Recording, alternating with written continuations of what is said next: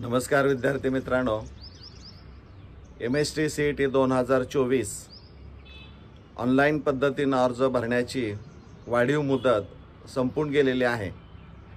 परंतु राज्य सामायिक प्रवेश परीक्षा कक्ष महाराष्ट्र राज्य म्हणजे महाराष्ट्र CET सेल यांच्या लक्षामध्ये आलं की ज्या उमेदवारांनी रजिस्ट्रेशन केलेलं आहे त्यांच्याकडून चुकून काही त्रुटी राहिलेल्या आहेत।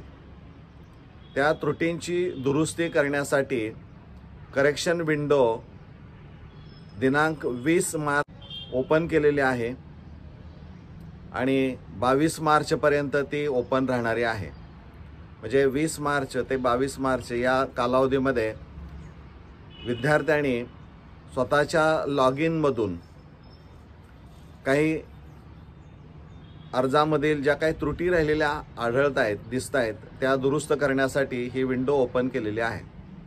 उदाहरणार्थ उमेदवाराच्या नावामध्ये जर काही स्पेलिंग मिस्टेक असेल तर ती दुरुस्ती तुम्ही करू शकता, किंवा तुमचा जो फोटो असणारा आहे त्यामध्ये जर तुम्हाला काही बदल करायचा असेल तर ते बदल करू शकता, किंवा तुमची जन्मतारीख असेल किंवा सही, विशेषतः सही जी असणारी आहे ती तुमची एकच असावी, म्हणजे तुमच्या आय कार्डवरची असेल, बोर्ड रिसीटवरची असेल म्हणा, किंवा इथली सही असेल ती एक असावी, म्हणजे गुंता जास्त होणार नाही।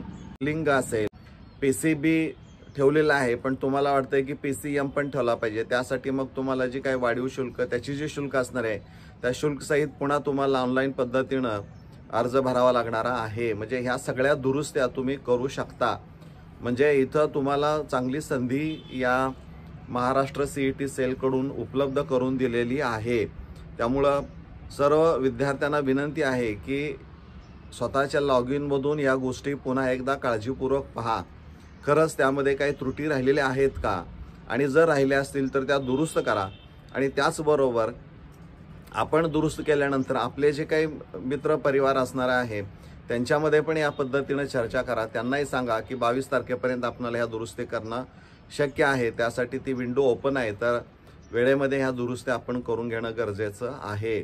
त्यामुळे महाराष्ट्र CET सेलनं जो काही उपक्रम सुरू केलेला आहे विद्यार्थ्यांच्या शैक्षणिक हिताचा विचार करून त्यांचे खरंच मनापासून आभार मानायला पाहिजेत, कारण ही संधी यापूर्वी कधी नव्हती, परंतु आता सध्या या संधी उपलब्ध होत आहेत आणि त्याचा फायदा विद्यार्थ्यांनी घेणं गरजेचं आहे।